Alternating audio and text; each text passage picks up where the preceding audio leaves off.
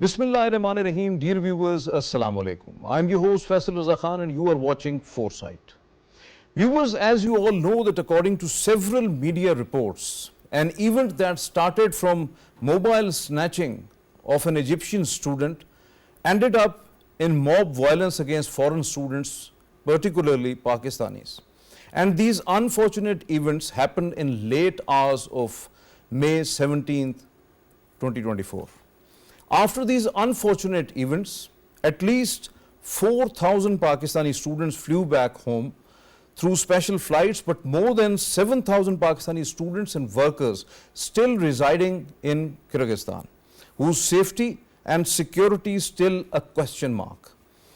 Deputy Prime Minister and Foreign Minister Ishaq Dar, after attending the Shanghai Cooperation Organization Council of Foreign Ministers meeting in Astana, Kazakhstan, flew to Bishkek, Kyrgyzstan on 21st of May 2024.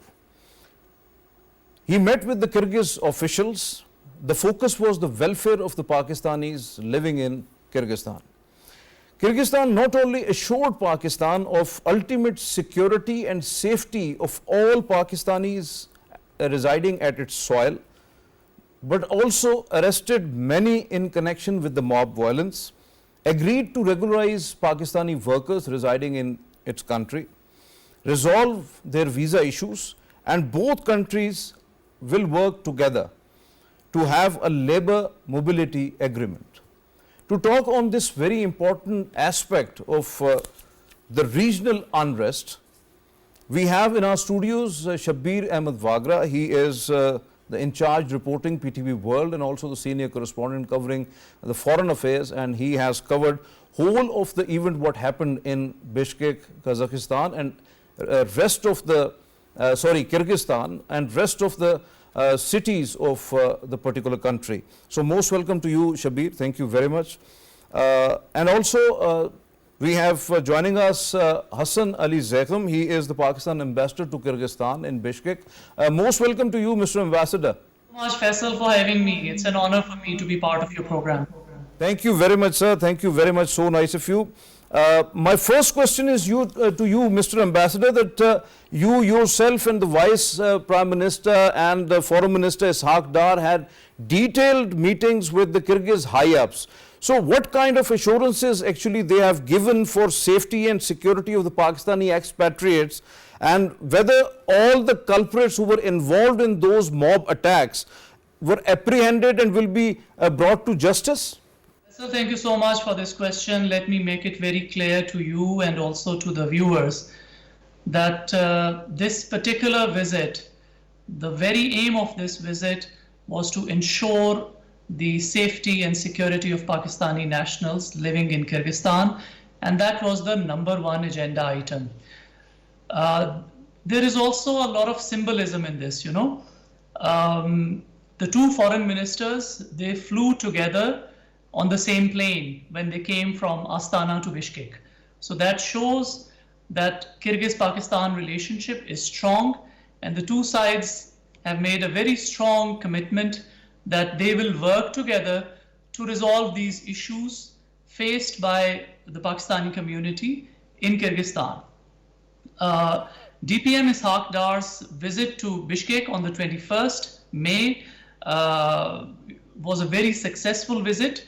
During his stay in the Kyrgyz capital, he held a meeting with Kyrgyz Deputy Chairman of the Cabinet, Mr. Edel Baysalov. Mr. Baysalov is #4 in the Kyrgyz power structure, the 4th most powerful man. He also held a meeting with the Kyrgyz Foreign Minister, Mr. Jeanbek Kulubayev. And during both these meetings, the Deputy Prime Minister and Foreign Minister raised strongly the issue of safety and security of Pakistani nationals in Kyrgyz Republic. Kyrgyz government, they informed us and they have assured us that they have taken strong action against the perpetrators. A number of suspects have been arrested, and they have taken strong measures to ensure that such attacks do not happen again. Kyrgyz government has reassured that the situation is stable and there are no threats to life and safety of foreign students, including Pakistani nationals in Kyrgyz Republic. Vice Premier and the Foreign Minister of Pakistan's request, Kyrgyz authorities agreed to regularize around 1100 of the Pakistani workers who has either the expired visas or incomplete documents or overstayed over there. So whether that process has been started or yet to be started? Faisal, as I speak, the process is already underway. The Kyrgyz side has assured us, first of all, that they said that the number of Pakistanis on expired visas as compared to the overall number is not a very big number. That's what they have told us. And they said that whichever requests are coming for visas, for those Pakistanis whose visas have expired, they are processing them on priority. And they also say that those who have their visas which are long overdue, they are discussing this matter with the Kyrgyz authorities, security agencies, to resolve this issue. So both of our sides, we are working together, and as I tell you, many Pakistani workers have already applied and got their visas regularized. Some of their visas, some of them are already in the process. So this process is ongoing, and the Kyrgyz side, in consultation with the Pakistan Embassy, is facilitating those workers. I am also very grateful to Pakistani community living in Kyrgyzstan. Our well-to-do Pakistanis have also come together to help these Pakistani workers in getting their visas regularized from Kyrgyz authorities. Your point well taken. Viewers, we also welcome here Sarfraz Ahmed Rana. He is the Central Asian Affairs expert. Most welcome to you, Mr. Sarfraz. Thank you very much for your time. Shabbir, when we are talking about overall event, whatever unfolded in Kyrgyzstan, it was very unfortunate, no doubt about that. But you have witnessed and covered the developments, whatever happened in Bishkek and rest of the cities, Osh and all that. So unfortunate episodes, most of them were directed against Pakistanis. How do you analyze this whole situation, and how many casualties were actually reported? Are you aware of that, and what's your take on that? Faisal, as much as Pakistani students are concerned, so we were lucky in a way that there was no casualty of Pakistani student that has been reported. There were around 5 to 6 Pakistani students who got injured. There are more minor injuries to students, but they have been given first aid and then they have left. There are 5 to 6 who need a bit of more hospital care, and that has been provided to them in Bishkek after their injuries by the government, and that according to our information, that was provided free of cost to them, to the Pakistani students. And then there was only a couple of students who retained in a hospital for a couple of days. One remained in the hospital till our Deputy Prime Minister, he visited, and he went to that was not a student, he was a textile worker. Unfortunately, don't have any sort of a fatal injury to them. No. That particular textile worker, who was not a student but textile worker, Pakistani, he got a jaw injury, and that was the most serious injury to Pakistani students. So that showed that fortunately Pakistani students were saved from any serious injury. And then subsequently the excellent response by Pakistani mission over there, that because I personally talked to different students who came back from there on different special flights, especially who are living in Islamabad and Rawalpindi. I personally talked to them, and they were very happy, not only from the timely response by the Pakistani mission over there, but also a quick response by their teachers, their landlords, the local community. Definitely. They have. We'll talk in detail as well. So, Sarfraz, we know that the things never happen in a day, because what happened on 17th and 18th of May might be boiling since years, as we have witnessed in 1990s, the Osh riots, and then in 2010, the South Kyrgyzstan riots. So do you think that it has also contributed to the fresh mob attacks, specifically the violence against foreigners? Yes, there is a high likelihood, whatever you said. Why? Because given the history of ethnic tension that existed even in the past. I mean, even if you go back during the Soviet period, 1920s and 1930s, and given their ethnic divide, for example, as you mentioned about the Osh region, which is referred to Fergana Valley, is one of the richest part of Central Asia.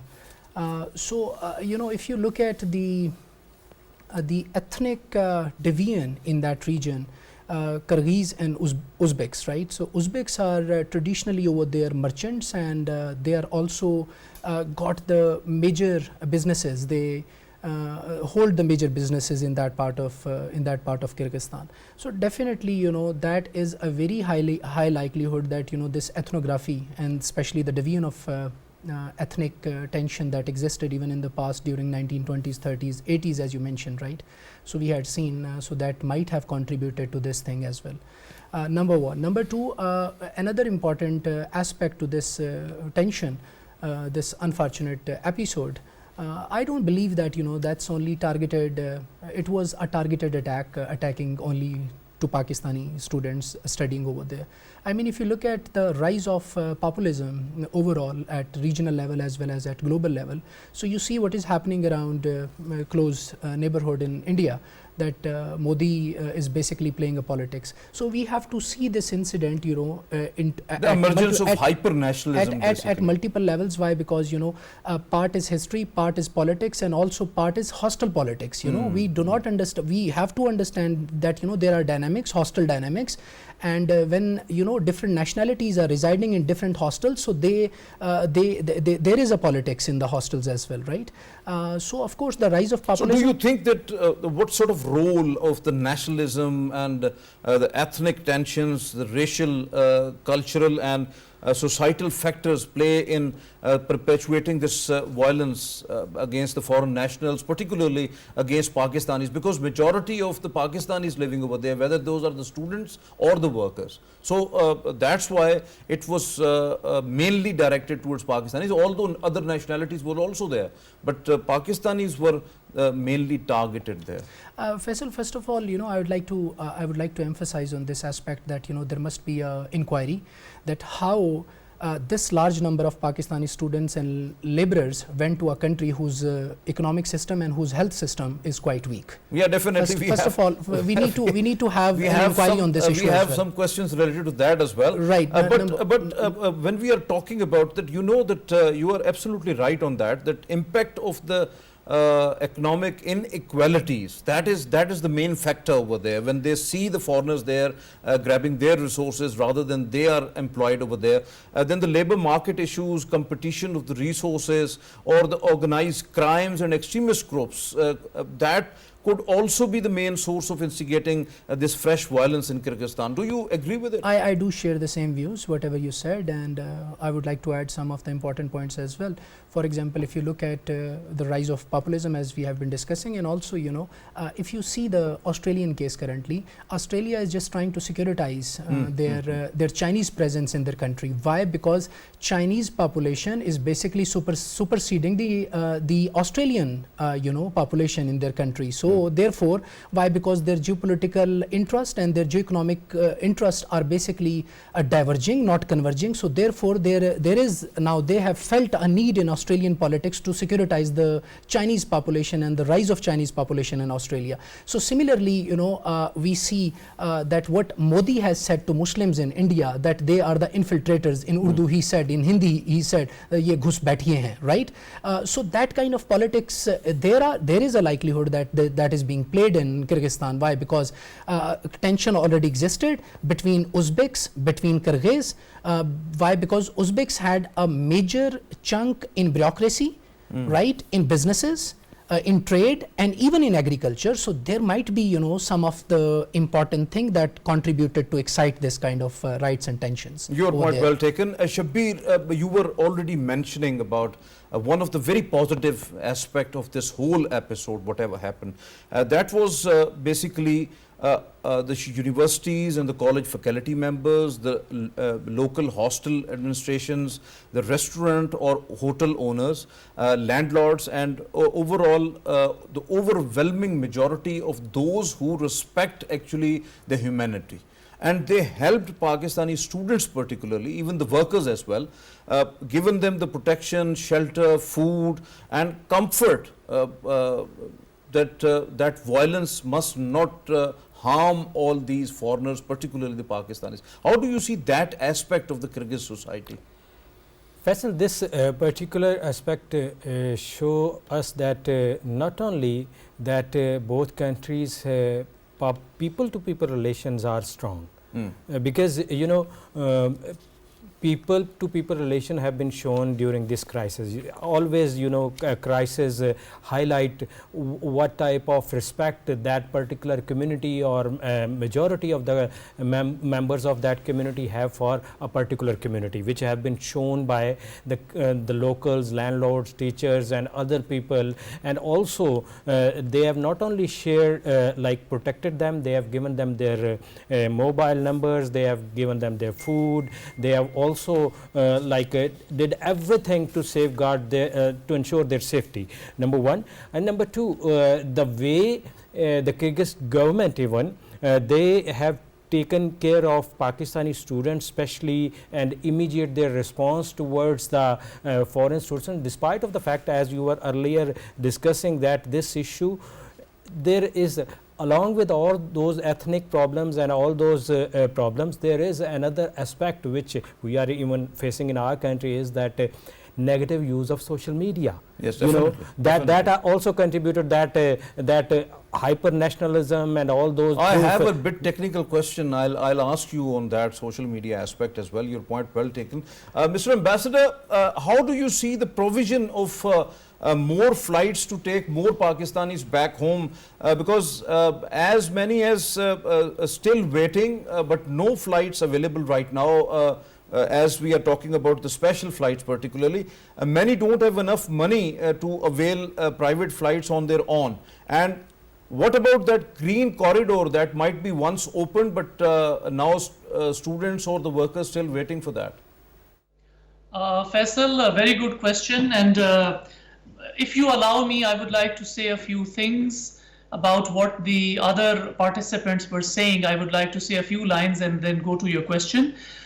You know, now the reaction and the response that I am receiving from Kyrgyz friends, they are all coming to us and Pakistanis in Kyrgyzstan and saying, we apologize, we are sorry, this is not how Kyrgyz people treat their guests.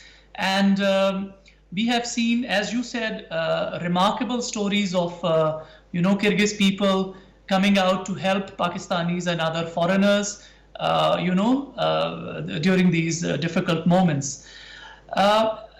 As we speak, Faisal, about 6,000 Pakistanis, mostly students, have already left Kyrgyzstan for Pakistan through a number of special and commercial flights. The government of Pakistan took a decision that you know, the situation has returned to normal, so it was decided that we no longer need special flights. So the special flights have been halted, and we have advised all those students who intend to come back to book their tickets by commercial flights. As far as the green corridor is concerned, Kyrgyz government has informed that overwhelming majority of Pakistani nationals living in Kyrgyzstan, they are in possession of legal Kyrgyz visa, and there was no need to panic and ask for a provision of a green corridor. Okay. How many students intend to return Pakistan now? Because you have just mentioned that 6,000 already returned. So do you think that more students and the workers wants to return, and how many those are? And what's the arrangements, as around more than 4,500 returned already? So those 6,000, rest of the 1,500 are in process, or they are already home? Rest of that to an estimated figure, that is at least 5,000. If 6,000 came, so it means 5,000 to 6,000 still residing in Kyrgyzstan. So what about their safety, and how many workers over there who must be facilitated or should be facilitated with their problems over there in Kyrgyzstan? Faisal, let me make it again, give you an information that about more than 3,000 students are final year students, and their state exam is right now going on, and they have to stay in Kyrgyzstan for the next 6 to 8 weeks to appear in their viva, written exam, getting the degree and getting the degree attested. So they will be coming back to Pakistan in July. So this is the number that I'm telling you about. More than 3,000 students will be staying. And about Pakistani workers, our sources tell us that a number of Pakistani workers have already left for Pakistan through some through the special flights and some also through the commercial flights. The rest of these workers, we are working with the well-to-do Pakistanis here in Kyrgyzstan who have promised us to help them in going back to Pakistan. I also would like to tell you that majority of Pakistani workers who live in Kyrgyzstan, they have their jobs which are still intact, and their companies which are still keeping them, and they are working in Kyrgyzstan. There are about 600 Pakistani workers working in a Chinese company, Chinese road construction company, which is building a north-south road connecting Osh with the north of the country. So those workers are working fine, there is no issue. So those workers whose visas are clear, they have their valid jobs, we have been informed that they would like to stay in Kyrgyzstan, and those who want to leave, we are already facilitating them through well-to-do Pakistanis to help them leave Kyrgyzstan as smoothly as possible. Mr. Ambassador, I know that how much hard work you and the embassy staff is actually doing over there in Kyrgyzstan, and the good job done, very, very well done. So Shabbir, when we are talking about this whole episode, the students and the workers still residing in Kyrgyzstan, how they see the measures taken by Islamabad, because you know that Islamabad and Bishkek both have tried their best to have safety and security intact of all these students and workers, so to avoid any sort of happening in future. So how much they are satisfied? Have you talked on phone, or some of the students who arrived already, do you have any gossip or the conversation with them? Yes, not only I have visited even a few students and met them, their family as well. So first I will tell you about those who have arrived, and I have also talked to a couple of students who decided to reside over there, and they haven't came back. Both views I will share with you.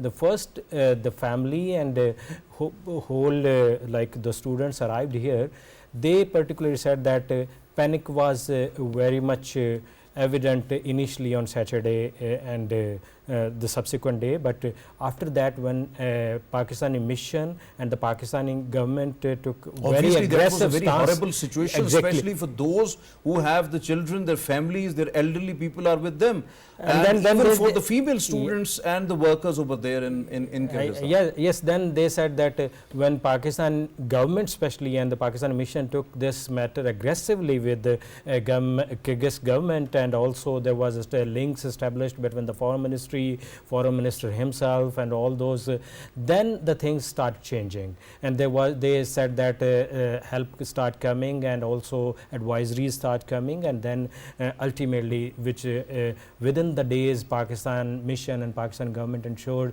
their safety, and they were, and their families were very much thankful to the Pakistani government especially for arranging this rapid repatriation from the zone which they actually, the Kyrgyz government earlier given the assurances on that, and then the vice premier and the foreign minister Ishaq Dar's visit was earlier cancelled because of that, because already given lots of assurances that Pakistanis at their soil would have safety and security. And then afterwards, as Mr. Ambassador has rightly pointed out, that the SCO Council of Foreign Ministers meeting, and then both the foreign ministers, the Kyrgyz and Pakistani foreign minister, flew together to Bishkek.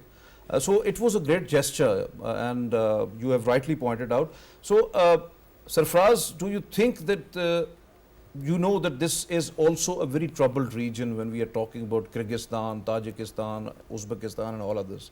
So do you think that the regional tensions and unresolved border disputes, the extremist elements in this whole region, the Kyrgyz, Uzbek, Tajik and other ethnic groups which were you were already mentioning about, they have extreme rivalries among each other, and are also contributing factors to these recent violence, because most of the youth were involved in this violence?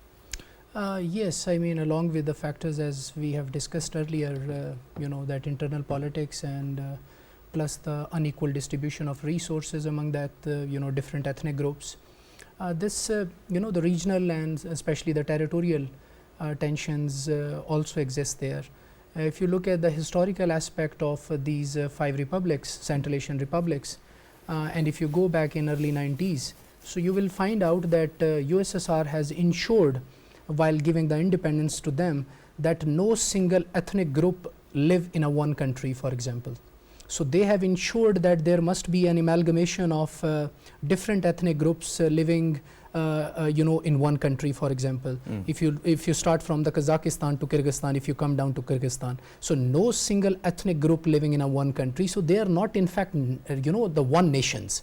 The concept of one nation does not even apply on them. So definitely regional tensions. Why? Because there is a tug of war between the different ethnic groups, tug of war over the economic opportunities, employments and jobs, and the equal distribution of resources, economic disparities. So I mean this territorial disputes fuel more to those tensions. So definitely territorial disputes between different 5 republics that can be another contributing factors. Why not? So you say that the economic meltdown and the poverty is basically the triggering resources, along with the ethnic and cultural divide between the different ethnic groups. And also the identity crisis. I mean there are 2 things that when your language and when your culture is being challenged anywhere, so people are willing to defend and die and protect their identity, right? So there is also an identity dilemma in those regions as well.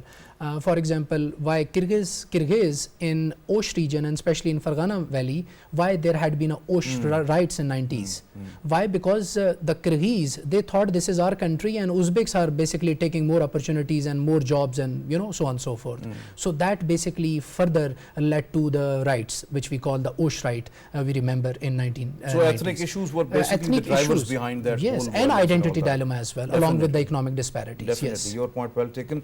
Mr. Ambassador, what would be the facilitation of those students who are already enrolled in different colleges and universities in Kyrgyzstan and not completed their studies yet and return home actually? So whether any hope that these students being in Pakistan, they are going to complete their education?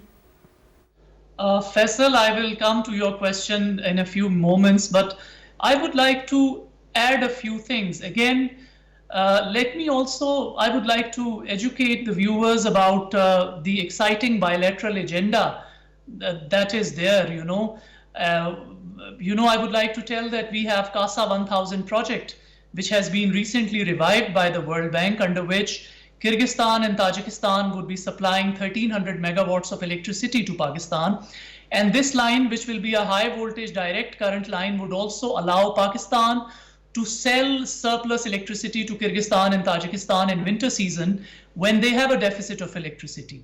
Also, Pakistan provides the shortest access to sea to both Kyrgyzstan and Kazakhstan through Khunjarab Pass. And both these countries are very excited that Pakistan and China are working together to make Khunjarab Pass and Karakoram Highway an all-weather road so that they could trade with the rest of the world through the port of Karachi. So these are the 2 important aspects, that how Pakistan is significant for these 2 countries. Bilateral agenda is a very exciting bilateral agenda, and we would be working together with the Kyrgyz government to ensure that we make progress on these issues in a mutually beneficial manner.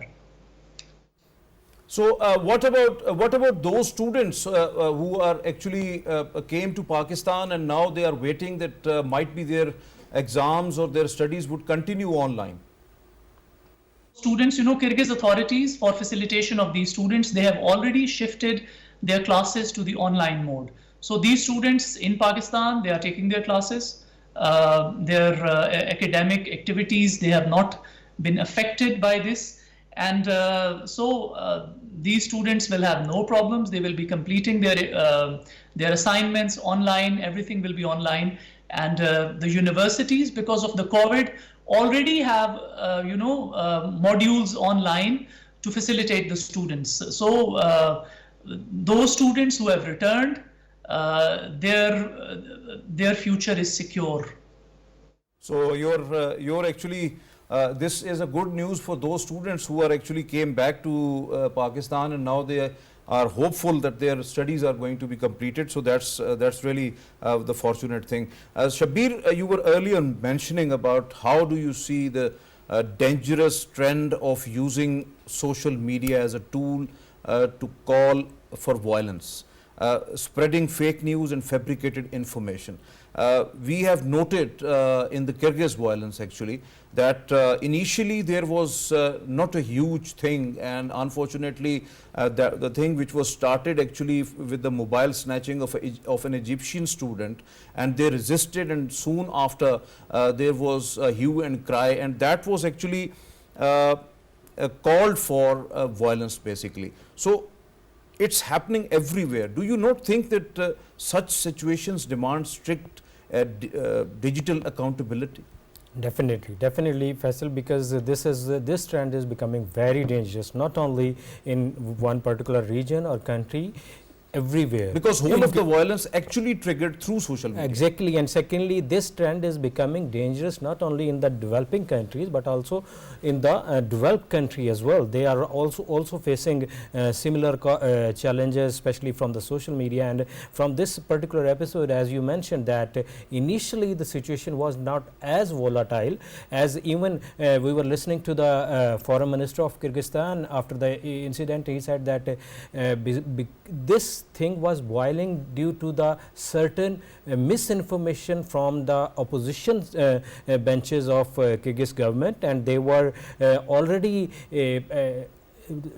giving this impression that these students are taking rights of our students, and there should not be the foreign students, irrespective of the foreign reserves they are giving to the Kyrgyz government and contributing to the Kyrgyz economy. And that particular incident has given them a platform to exploit the situation. They did, and that particular negative and misinformative use of social media resulted in such a massive international crisis, which has not only involved Pakistan but also India, Bangladesh, Arab students. So almost it became an international crisis with major focus of regional repercussions, which happened between the not only between the nations but also almost at the edge of affecting the bilateral relations between the countries. Obviously it was.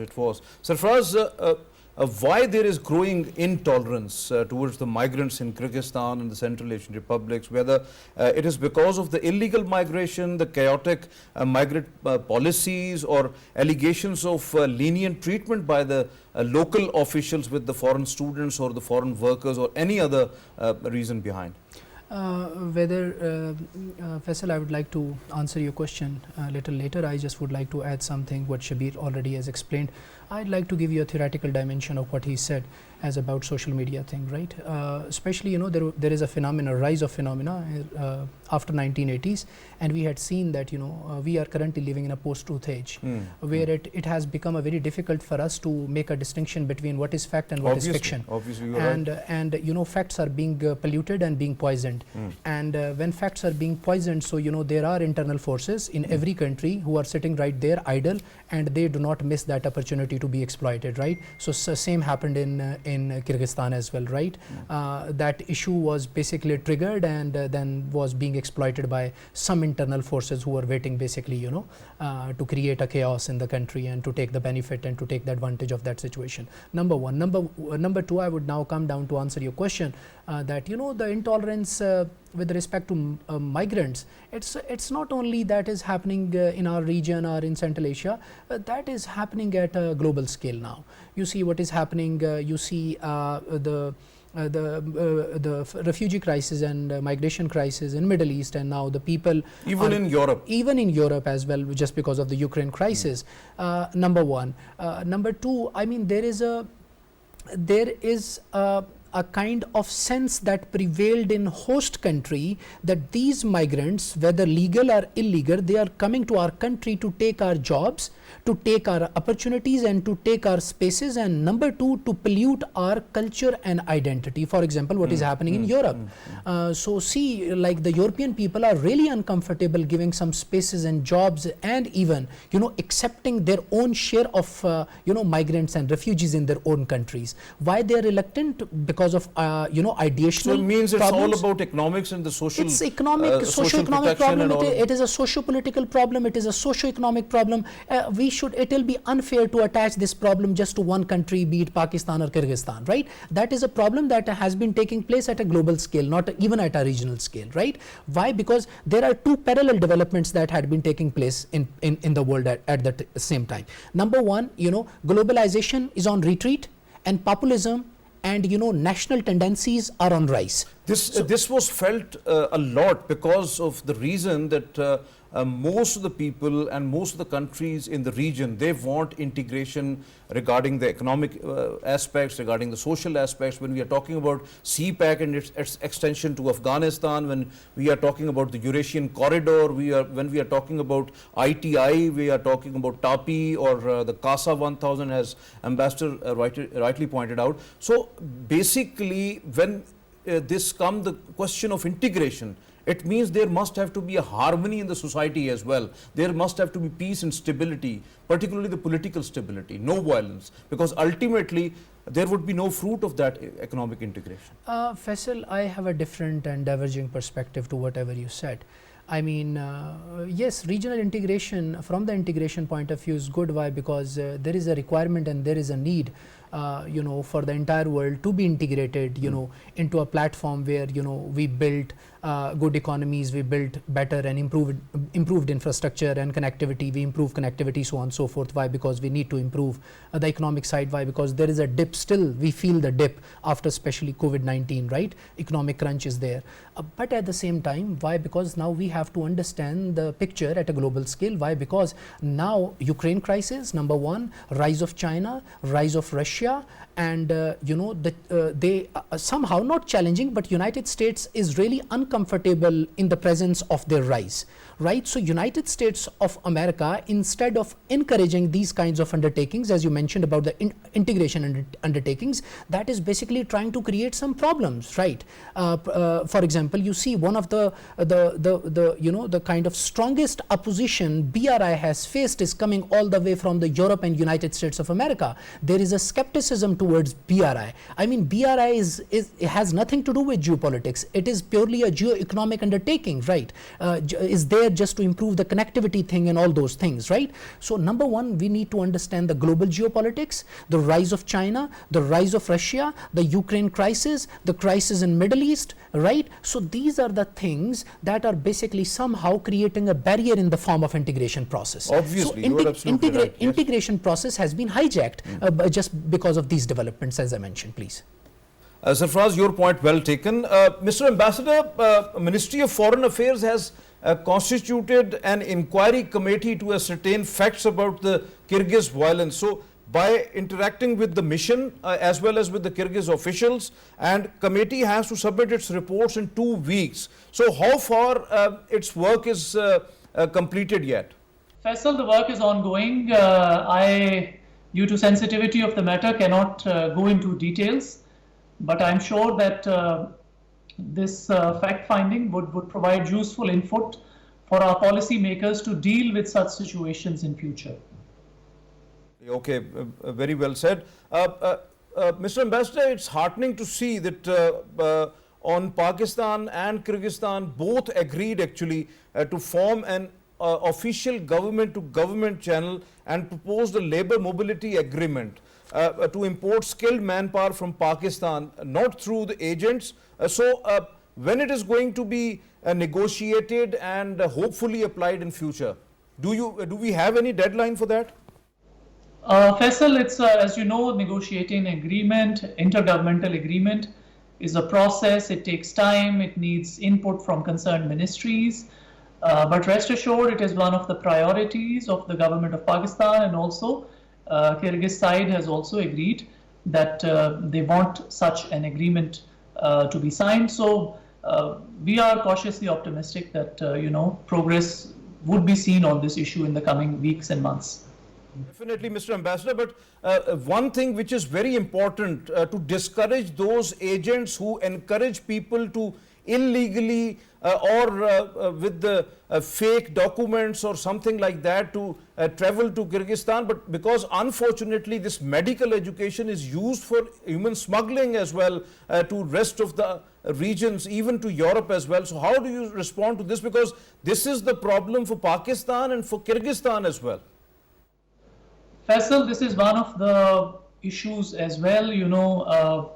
There have been complaints that some of the students and some of the contractors, they have been involved in such activities, and there have been number of cases in Pakistan as well as in Kyrgyzstan, which are at various stages of investigation. Kyrgyz side and Pakistani side, we are both working together to have some kind of consultations between our consular authorities, consular level consultations, to deal with the issues of human smuggling, visas, security related issues, so that we are able to resolve and discuss these problems in a comprehensive manner. Your point well taken. Sarfraz, as we are discussing about that, is there any particular reason why so many Pakistanis are actually opting for medical education in Kyrgyzstan when their own health system is actually fragile and their medical education was actually questioned internationally, even that was questioned in Pakistan as well. So how do you see that aspect? Because sometimes we have seen that that medical education particularly that has deteriorated when it comes to the Central Asian republics. Faisal, this is a very pertinent question you posed right now. There are multiple dimensions to this question, but I will be focusing on two dimensions. One dimension is socio-cultural dimension, and the second dimension is administrative and technical dimension. The first dimension is socio-cultural dimensions. In the past 75 years, that Pakistani could not even broaden their understanding about which careers they are going to adopt. There are few careers which are being sought after in the most sought after in Pakistan. For example, ISSB, join military, become pilot, and become doctor. These are lucrative, or future is going to be secure. Our future are going to be secure. So that is the socio-cultural element, that if you just go and make a social experiment even in your family, so you will be able to find these 4 to 5 answers. So that is a socio-cultural. So we need to focus on that thing as well, that we now, the time has come that we are one of the largest country in the world, and our approach must be very, very diversified, and we must be looking into multiple dimensions and direction to pursue our career instead of just sticking to doctor. That's not the right approach, right? That is the socio-cultural dimension to that. Now I would come down to more sensitive and technical and administrative dimension. That is, you see, there are many colleges, private colleges in Pakistan, and they are running those private colleges as a lucrative industry in Pakistan, that the Pakistani students find it very difficult to make this much of massive sum and to get enrolled in those colleges. Obviously. So that is basically that private college, allow me to say, that mafia that exists in Pakistan, that Pakistani students find it really hard. I mean, parents does not have this much of money to get enrolled in those colleges. And then on the other side, if we see at the government colleges, their criteria is too tough, that people with somehow relatively lower marks cannot secure the seats in those colleges. Might be that's the prime reason that even that if that mafia is working in Pakistan, might be that is existing in Central Asian republics. In Central Asian republics. So that is the main factor that pushes Pakistani students to find the opportunities in other countries like Kyrgyzstan countries, in Cuba, in Russia, even in countries whose, as you said, their own health system is quite fragile. Number two. Number three, another important thing is that education sector and health sector are the two key sensitive sectors in Pakistan that they remained ignored for a very long period of time since Definitely, 1947, right? If you just look at the WHO reports, right?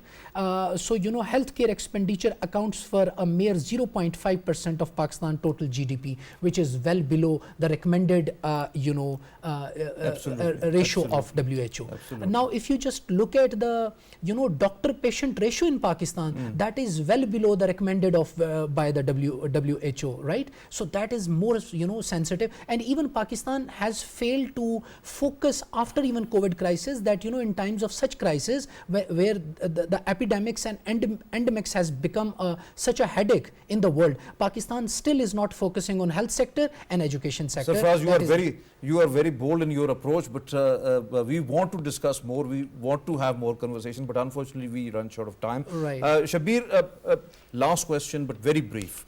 Do you not think that Pakistan and Kyrgyzstan swiftly taken this whole crisis, whatever the unrest was going on in different cities of Kyrgyzstan on 17th of May, because that issue was taken bilaterally at the core of the heart.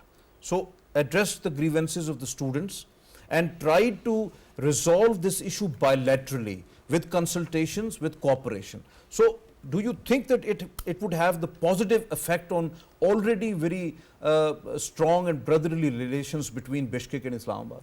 Exactly, Faisal, because if you remember that Prime Minister of Pakistan asked Deputy Prime Minister, also Mr. Amir Muqam, to immediately go to Bishkek to see the situation, also meet the officials, and on the request of Bishkek Foreign Minister, all the preparations were there, but to ensure that bilateral relations should not be affected due to a certain crisis, Pakistan's Deputy Prime Minister held a press conference in Lahore, and he announced that though all the events were very unfortunate, but it can happen anywhere in the world. Exactly, and then they said that you should believe on this, and Pakistan showed majority by believing on them. Then that visit from Astana to Bishkek, that was also very good gesture from Kyrgyz side as well, that they have again arranged that visit on the 11th hour, when Pakistani Deputy Prime Minister said that he want to go there to satisfy like the parents, families over there, and also wants to meet and see by his own eyes that the situation, whatever you are telling, whatever the embassy is telling, I want to see that. For that, they have arranged that special visit that also lowered the pressure on the Pakistani government as well. Obviously, you are absolutely right. Thank you very much, Shabbir, for your time. Thank you very much, Sarfraz, for your time and being here in the studios, and thank you very much for your candid discussion as well. Mr. Ambassador, thank you very much for your precious time and have a very great conversation. Thank you very much for being online. Viewers, as Mr. Ambassador, who is representing Pakistan in Kyrgyzstan, and our PTV World reporter as well, and along with that the Central Asian affairs expert, Mr. Sarfraz, they are all agreed upon, and what they have elaborated is that many culprits, as Mr. Ambassador said, already many culprits of the mob violence are already arrested, and they will be brought to justice.